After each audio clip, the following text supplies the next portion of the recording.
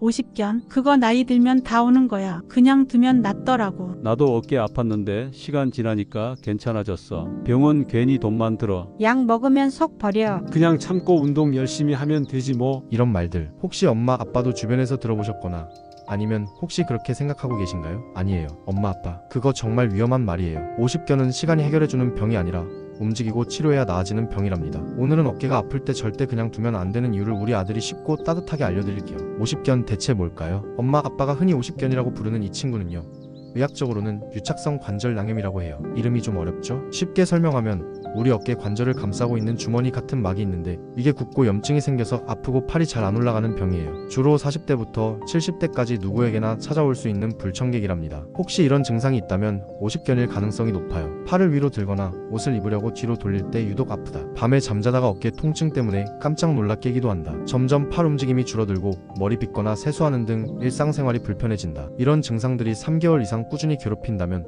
꼭 병원에 가서 확인해 봐야 해요.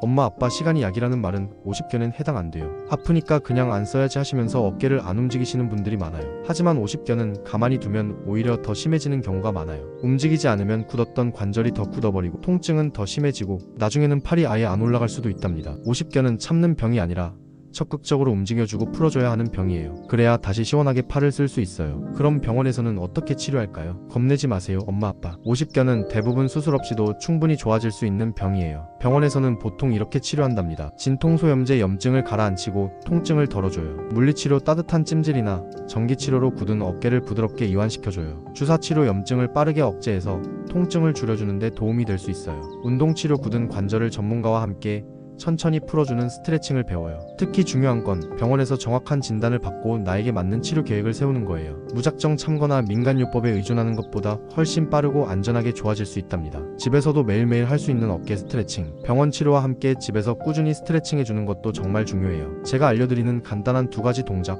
매일 조금씩만 따라 해보세요. 첫 번째, 벽 짚고 팔 올리기.